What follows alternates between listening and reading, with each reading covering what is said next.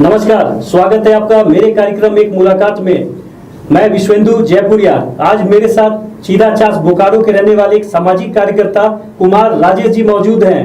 कुमार राजेश जी के कई सपने हैं, लेकिन उनके सपने पहले तब टूटे जब जिस पार्टी से ये बहुत तेजी से सक्रिय हुए थे बोकारो में, चंदन क्यारी विधानसभा में जेवीएम, उसका विलय बीजेपी में हो गया।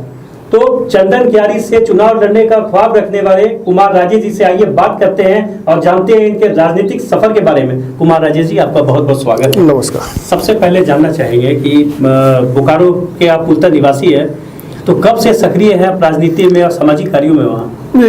करीब पिछले विगत 3 वर्षों से मैं सक्रिय हूँ सामाजिक और राजनीतिक क्षेत्र में, और कार्य क्षेत्र विशेषता मेरा चंदन क्यारी विधानसभा है। तो जेवीएम का विलय हो गया भाजपा में, आपने जेवीएम से अपने राजनीतिक सफर की शुरुआत की, लेकिन फिलहाल आप किसी पार्टी में नहीं हैं और आप चाहते हैं कि आप वहाँ से चुनाव लड़ें, तो ये कैसे संभव है? किस पार्टी में आप अपना भविष्य देखते हैं? देखिए, ये सही है कि मैंने अपना राजनीतिक सफ़र का शुरुआत किया था झारखंड विकास मोर्चा के एक कार्यकर्ता की हैसियत से। उसके पीछे मूल कारण ये था कि मुझे ये लगता था कि भाजपा विरोधी चेहरा बनने की काबिलियत माननीय बाबूलाल मरांडी जी में है, और उस समय झारखंड विकास मोर्चा की जो लाइन थी वो भाजपा विरोध की थी।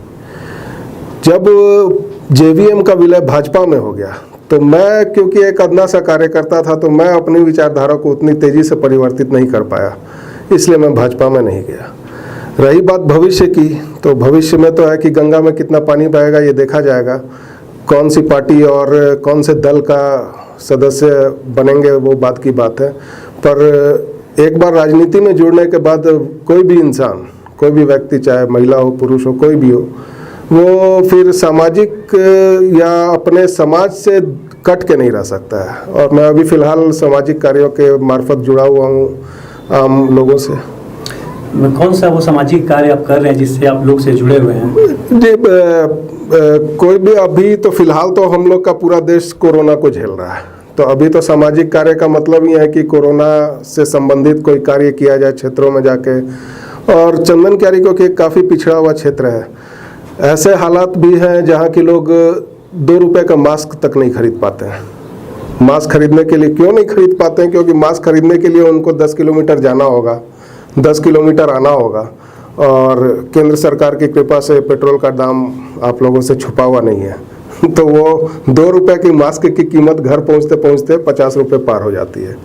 तो मास्क का जहां तक संभव होता है 10,000 के लगभग हमने मास्क का वितरण किया उस क्षेत्र में, अलग अलग गाँवों में, जो खास करके जो सुदूर के गाँव थे उसमें, जहाँ सूखा राशन की ज़रूरत थी वहाँ किया। क्योंकि काफ़ी लोग जो हमारे मजदूर बाहर से आए, जिनका रोजी रोटी छूट गया, वो लोग काफ़ी संकट में थे, आर्थिक संकट में थे, जिनके घर में रोटी तक मुहाल हो चुका था। तो मैंने प्रयास किया कि उन लोगों को थोड़ी मदद कर सकें, और जितना संभव हुआ उतना मैंने किया। जहाँ तक मुझे मालूम है, चंदन क्यारी जो राज्य का सबसे टफ विधानसभा में से एक है, वहाँ से चुनाव जीतना यानी बहुत चने चबाने के बराबर है वहाँ, और वहाँ अभी अमर बावरी सिटिंग एमएलए हैं। तो आप किन चीज़ों को लेकर, अभी तो काफ़ी समय है विधानसभा चुनाव में, लेकिन किन चीज़ों को लेकर आप चलेंगे ताकि आपका इन सालों में ग्राउंड तैयार हो जाए तो आप वहाँ से चुनाव लड़ सकें? देखिए, सबसे पहला जो चंदन क्यारी एक टफ ग्राउंड है। टफ ग्राउंड होने का कारण उसका पिछड़ापन है। टफ ग्राउंड, मुंबई शायद उतना टफ ग्राउंड नहीं हो जितना कि चंदन क्यारी है, क्योंकि उसको टफ बना के रखा गया है। वहाँ पर ऐसे भी गांव हैं जहाँ की विकास की रोशनी अभी तक पहुँची नहीं है। यदि बंगाल के ईंट भट्टा में लोगों को मजदूरी ना मिले तो शायद सैकड़ों घर ऐसे हैं जहाँ की चूल्हा भी नहीं जले। वहाँ का शिक्षित नौजवान जो है रोजगार के लिए तरस रहा है। अच्छा खासा BA MA पढ़ा हुआ लड़का लोग राजस्थान या केरल जाके काम करता है। क्या काम करता है? मिट्टी कोड़ने का काम करता है, राजस्थान जाके पत्थर तोड़ने का काम करता है। और यदि रोजगार, मेरा ये मानना है कि जो भी विकास की 3 मूलभूत अवधारणा होनी चाहिए, शिक्षा, स्वास्थ्य, रोजगार। बाकी बिजली, पानी, सड़क है, वो एक नेचुरल प्रोसेस है, पूरे देश में बन रहा है तो सब जगह बनते रहता है। गाँवों में PCC हो रहा है तो सब जगह होते रहता है। प्रधानमंत्री ग्रामीण सड़क योजना के अंतर्गत सड़कें बनते रहती हैं, लूट उसमें होते रहता है, कमीशनखोरी होते रहती है, वो एक अलग प्रक्रिया है। पर शिक्षा, स्वास्थ्य और रोजगार, यदि इन 3 चीज़ों पर काम किया जाए तो कोई भी क्षेत्र विकसित हो सकता है। और इन 3 चीज़ों के बिना कितना भी आप विकास कर लें या कितना भी कुछ कर लें, कोई क्षेत्र विकसित नहीं हो सकता, वहाँ का जनजीवन का स्तर ऊपर नहीं उठ सकता। हारून रजवार से लेके अमर बावरी तक, जहाँ तक मैं चंदन क्यारी को जानता हूँ, तो कुमार राजेश जो है वो कहाँ तक फिट अपने को पाते हैं? क्योंकि हारून रजवार का जो राजनीति का सफर रहा है, उन्होंने बहुत नीचे से शुरुआत किया, वो विधायक बने, अमर बावरी फिर अभी वहाँ पर हैं, तो आप उसमें कितना अपने को फिट पाते हैं?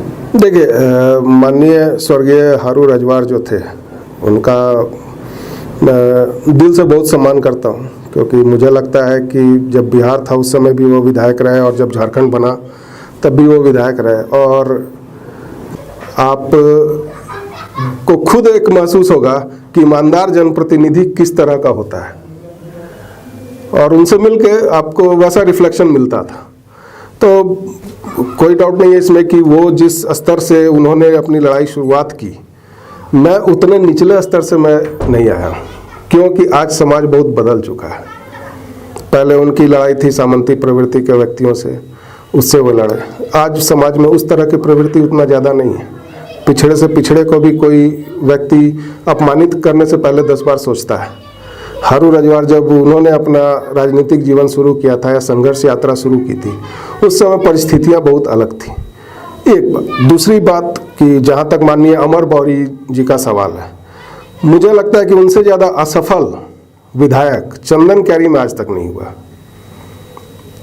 जिसके कारण कि जो पदाधिकारी हैं, अधिकारी हैं सरकारी, या वहाँ जो इलेक्ट्रो स्टील एकमात्र चंदन क्यारी विधानसभा में एकमात्र इंडस्ट्री के नाम पे अगर देखा जाए तो इलेक्ट्रो स्टील वेदांता है और कोई इंडस्ट्री है नहीं। ये लोग उनको बहुत हल्के में लेते हैं, और जिसके कारण उनको अपमानित किया जाता है और उनके माध्यम से पूरे चंदन क्यारी की जनता को अपमानित किया जाता है। किसी भी चुने हुए जनप्रतिनिधि का यदि अपमान किया जा रहा है तो मैं मानता हूँ कि वो उस क्षेत्र की जनता का अपमान है। और सबसे बड़ी बात कि अमर बावरी जी अपमानित होते हैं तो उनके साथ उनकी पार्टी खड़ी हुई नहीं दिखती है कहीं भी, और जिस भी मुद्दे को वो उठाते हैं वो मुद्दे का सत्यानाश हो जाता है। जैसे जब तक वो मंत्री थे 4 विभागों के, तब तक तो उन्होंने कभी भी कोई मुद्दा उठाया नहीं। मंत्री पद जाने के बाद उनको याद आया कि चंदन क्यारी में रूसा के अंतर्गत एक इंजीनियरिंग कॉलेज बनना था, और वो इंजीनियरिंग कॉलेज इनकी अकर्मण्यता के कारण किसी और क्षेत्र में ट्रांसफ़र कर दिया गया। तब जब इनको उसका संज्ञान इन्होंने लिया कि अरे भाई ऐसा ऐसा हो गया है, क्षेत्र से इंजीनियरिंग कॉलेज जा रहा है, तब इन्होंने बड़े ज़ोर शोर से गवर्नर के पास गए, वहाँ चिट्ठी दिया। इनके कार्यकर्ता जो थे, इनके पर्सनल कार्यकर्ता, उन्होंने मशाल जुलूस निकाला, कभी प्रेस कॉन्फ्रेंस किया, कभी धरना दिया। इन्होंने कहा कि भाई जान की बाजी लगा देंगे लेकिन इंजीनियरिंग कॉलेज चंदन क्यारी में ही बनेगा। हुआ अंततः यह कि किसी और भाजपा विधायक के क्षेत्र में वो चला गया अंततः, और आज चंदन क्यारी में इंजीनियरिंग कॉलेज का नाम कोई भी भाजपा कार्यकर्ता या अमर बावरी के नज़दीकी लोग नहीं लेते हैं। ठीक इसी तरह से वहाँ पावर प्लांट बनने की बात थी। 250 एकड़ में पावर प्लांट बनना था 850 करोड़ का। जिस कंपनी के साथ MOU हुआ था उस कंपनी का पेड अप कैपिटल मात्र 50 लाख था। 50 लाख रुपए में 250 एकड़ जमीन की बाउंड्री भी नहीं की जा सकती। अगर मैं गलत बोल रहा हूँ तो मुझे आप रोकेंगे, ये संभव नहीं है। तो इस तरह का MOU हुआ। रेलवे का व्हील फैक्ट्री खुलना था, वो तो खैर पता ही नहीं, क्योंकि रेलवे खुद ही बिकने की कगार पे है और केंद्र सरकार किसी भी दिन हिस्सा करके बेचेगी। फूड पार्क बनने का था, वो नहीं बना। खेल मंत्री थे, खेल के संबंध में किसी भी व्यक्ति का खेल के क्षेत्र में अच्छा प्रदर्शन के कारण रोजगार नहीं मिला। तो ये सब समस्याएं हैं जिसके कारण, और उनकी असफलता ही काफ़ी है चंदन क्यारी में किसी भी व्यक्ति को राजनीतिक रूप से पैर जमाने के लिए। आपने सिटिंग जो MLA उनकी असफलताओं को गिनाया, उनकी कमियों को बताया, लेकिन फिलहाल आप किसी पार्टी में नहीं हैं और आप चुनौती दे रहे हैं एक सिटिंग MLA को जो पूर्व मंत्री भी रहे हैं। हमारे देश में एक बड़ा ये नैरेटिव सेट किया जा रहा है कि यदि आप किसी पार्टी से जुड़े हुए नहीं हैं तो आप इस देश के नागरिक नहीं हैं। ऐसा नहीं है। देश के नागरिक होने की बात नहीं है। अगर आप परसेंटेज में देखेंगे निर्दलीय विधायक या सांसद के जीतने का, तो वो बहुत कम रहा है। लोग जल्दी स्वीकार नहीं करते हैं किसी भी निर्दलीय को। हाँ, नहीं, मैं ये मान रहा हूँ, और निर्दलीय के कारण झारखंड की स्थिति बहुत ज़्यादा खराब भी हुई है। मैं ये नहीं कह रहा हूँ कि मैं निर्दलीय ही लड़ूंगा, चुनाव में लड़ूंगा, जिस जगह मेरी विचारधारा मैच करेगी उस तरफ से, हाँ भाजपा से मेरी विचारधारा नहीं मिलती है, ये मैं क्लियरली बता देता हूँ। तो आने वाला समय में किस पार्टी में हम आपको देखेंगे? देखिए, अभी स्थानीय स्तर पे हर पार्टी के लोगों से बात होती है, और अभी जैसा आपने शुरू में ही कहा कि अभी 3 साल समय है, तो अभी देखते हैं। राजेश जी, 3 साल से ही पार्टी में आप हैं, आप व्यवसायी भी हैं जी। तो राजनीति की डगर बहुत कठिन है, और इन 3 सालों में आपको बहुत खट्टे अनुभव भी हुए होंगे, और इतना आसान भी नहीं है कि किसी पार्टी में आप ज्वाइन कर लें तो आपको टिकट बहुत आसानी से मिल जाए। नहीं, इसीलिए तो मैं बोल रहा हूँ कि चुनाव लड़ना मेरी प्रायोरिटी है, पार्टी नेक्स्ट। यानी आप निर्दलीय भी जा सकते हैं? हाँ, अगर वैसी स्थिति आई या वैसी परिस्थिति पैदा हुई तो मैं निर्दलीय भी लड़ सकता हूँ, हिचकूंगा नहीं, चुनाव लड़ने से पीछे नहीं हटूंगा। आप एक व्यवसायी हैं, और अचानक से ये राजनीति के प्रति ये जोश, ये वजह क्या है कि आप राजनीति में आना चाहते हैं इस तरीके से कि मैं चुनाव लड़ूं, चंदन कैरीज में काम करूं, बहुत बैकवर्ड इलाका है उसको मैं उठाऊं, डेवलपमेंट के काम करूं, ऐसा क्यों, अचानक से ऐसा क्या हुआ? देख, इसका थोड़ा मैं पीछे ले जाना चाहूँगा। व्यवसायी मैं अपने पूरे परिवार में या पिछले जितने भी जनरेशन है उसमें मैं पहला जनरेशन ऐसा हूँ जो व्यवसायी हूँ। क्वालिफिकेशन मेरी बीटेक है इलेक्ट्रिकल इंजीनियरिंग में, NIT हमीरपुर से पास आउट किए थे। इंजीनियरिंग करने के बाद 3-4 जगह का कॉल लेटर हाथ में होने के बावजूद मैंने व्यवसाय को चुना, तो उसके पीछे मकसद यही था कि कभी ना कभी अपने आप को सामाजिक राजनीतिक क्षेत्र से जोड़ पाऊँ। नौकरी करके ये संभव नहीं था, और वो भी अगर आप इंजीनियर हैं, कहीं IT सेक्टर में है या किसी पब्लिक सेक्टर में है या किसी प्राइवेट सेक्टर में काम कर रहे हैं, तो सुबह से शाम तक आदमी इतना परेशान रहता है आजकल कि समाज और बाकी राजनीति के बारे में सोचना नहीं होता। तो इसलिए मैंने अपनी क्वालिफिकेशन कंप्लीट करने के बाद, ग्रेजुएशन के बाद, इंजीनियरिंग कंप्लीट करने के बाद, इसीलिए मैंने व्यवसाय को अपना जीवन यापन का माध्यम चुना। तो आने वाले दिनों में ये जब कोरोना काल खत्म हो जाएगा तो किस तरीके से आप सक्रिय होंगे वहाँ विधानसभा क्षेत्र में? क्योंकि अगर आपकी सक्रियता नहीं रहेगी तो लोगों के जहन में आपका नाम नहीं आ पाएगा, या लोग आपको चुनाव में वोट नहीं देंगे। हाँ, नहीं, खैर अपना उस तरह का पहचान बनाने के लिए मैं अभी फिलहाल मुहाल नहीं हूँ, क्योंकि उतनी पहचान मेरी है उस क्षेत्र में। हाँ, शुरुआत मैं करूँगा, पहले तो किसानों और बेरोजगारों की समस्या है, बाकी सारे मैं पहले ही बोला कि शिक्षा, स्वास्थ्य, रोजगार है। शिक्षा के मामले में तो पिछली सरकार ने सारे सरकारी स्कूलों का जो हाल किया है, और आज ऑनलाइन स्टडी का जो ज़माना चल रहा है, अगर आप चले जाएं चंदन कैरी में, मुझे लगता है 4 या 5% बच्चे ऐसे होंगे जो कि मोबाइल के माध्यम से ऑनलाइन पढ़ाई करने में सक्षम होंगे। वहाँ बंटाधार हो चुका है शिक्षा का। जब शिक्षित नहीं होगा हमारा बच्चा, तो रोजगार के लिए तो वो पहले ही पिछड़ गया। रोजगार के क्षेत्र में आगे जाके वो टक्कर कहाँ लेगा? एक बच्चा बोकारो के दिल्ली पब्लिक स्कूल से पढ़ा हुआ है, और एक चंदन कैरी के प्राथमिक विद्यालय से पढ़ा हुआ है, जहाँ की ऑनलाइन पढ़ाई वो पिछले 1.5-2 साल से नहीं कर पा रहा है। क्या वो बच्चा दिल्ली पब्लिक स्कूल के बच्चे से टक्कर ले पाएगा भविष्य में? संभव नहीं है। इसलिए मैं प्रयास करूँगा, कुछ जो भी NGO वगैरह चलते हैं, या दिल्ली पब्लिक स्कूल है, या और भी जो प्राइवेट स्कूल है, मैं प्रयास करूंगा कि ये लोग कम से कम लो कॉस्ट स्टडी के लिए वहाँ पर अपना आउटलेट शुरू करें। सबका CSR इनिशिएटिव के अंतर्गत काम होता है। मैं प्रयास करूंगा कि उनसे बात करके अगर हो सके, क्योंकि शिक्षा अगर मिल गया एक पीढ़ी को, तो आगे आने वाली बहुत सी पीढ़ियाँ सुधर जाएंगी। दूसरा बात रहा रोजगार का। रोजगार आप दे दीजिए उसको, 5 किलो अनाज और 1 किलो चना जो दिया जा रहा है केंद्र सरकार द्वारा 80 करोड़ लोगों को, उसकी ज़रूरत नहीं पड़ेगी। यदि नौजवान के हाथ में रोजगार रहेगा, वो चना और चावल, यहाँ तक कि महंगा सरसों तेल भी वो खरीद लेगा, पर रोजगार है नहीं वहाँ। आज छोटे छोटे काम के लिए लोग तरस रहे हैं, मनरेगा की स्थिति खराब है। वहाँ जो स्थानीय कंपनी मैंने बताया, जैसा कि एकमात्र इलेक्ट्रो स्टील वेदांता है, उसने एक अलिखित नियम बनाया हुआ कि उसके पेरोल पर चंदन कैरी का कोई व्यक्ति नहीं होगा। जो भी काम करेगा वो ठेकेदार के अंतर्गत काम करेगा, चाहे 6,000 पे खटे, चाहे 9,000 पे खटे, चाहे 12,000 पे खटे। 12,000 पे खटने वाला लड़का ऐसा भी है जो इंजीनियरिंग पास है। तो उस स्थिति को सुधारना मुझे लगता है बहुत आवश्यक है, और इसके लिए मैं आज तत्काल इस स्थिति में नहीं हूँ कि यह स्थिति सुधार सकूँ।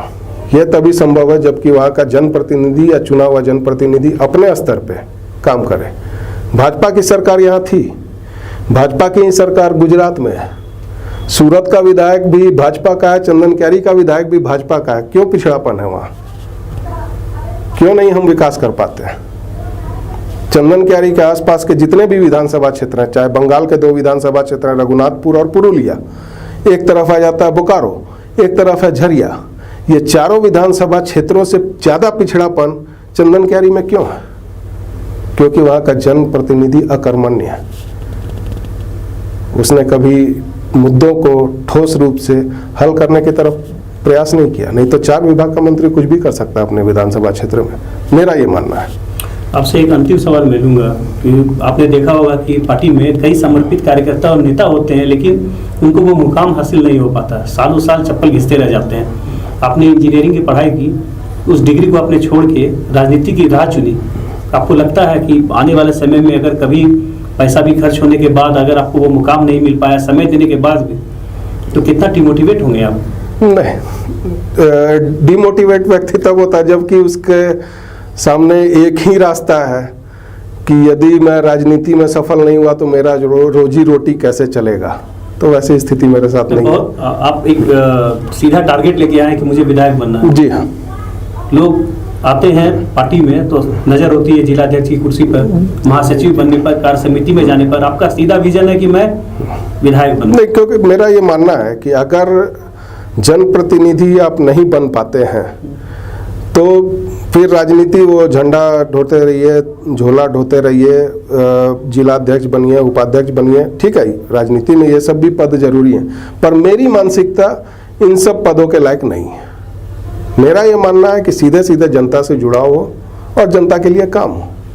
यानी कि आप प्रयास करते रहेंगे जब तक कि सफलता आपको मिल नहीं जाए, चाहे वो हार के रूप में भी क्यों ना आती रहे आपके पास? नहीं, हार से मैं विचलित होने वालों में से नहीं हूँ। वो हार के घर बैठना या डर जाना, ये सब मेरे स्वभाव में नहीं है। क्योंकि जब 4 कंपनियों की नौकरी का ज्वाइनिंग लेटर हाथ में था, वो छोड़ के मैं उस क्षेत्र में गया जिस क्षेत्र में कि मेरे पूरे 7 पीढ़ी में लोगों को बड़ा आश्चर्य हुआ कि अरे ये व्यवसाय कर पाएगा। क्योंकि मेरे पिताजी खुद इंजीनियर हैं, वो बोकारो में AGM थे। तो मेरा भाई वो खुद अभी कोरोना में उसके मृत्यु हो गई, वो खुद SBI में रीजनल मैनेजर रहा। तो इस तरह की स्थिति में मैं हमेशा रिस्क लेता हूँ और हार से डरता नहीं हूँ, इसीलिए मुझ में रिस्क लेने का मादा है। चलिए इंजीनियर राजेश जी, आपके साथ हमारी शुभकामनाएं हैं कि जो अपने सपने देखे वो आपको हासिल हो। तो ये थे हमारे साथ। धन्यवाद। एक बात और बोलूँगा जयपुरिया जी, इंजीनियरिंग पास करने के बाद मेरे नाम के साथ पहली बार आपने इंजीनियर लगाया, धन्यवाद आपका। तो ये थे हमारे साथ राजेश जी। अगली बार फिर किसी नए अतिथि के साथ आपसे मिलता हूँ। धन्यवाद।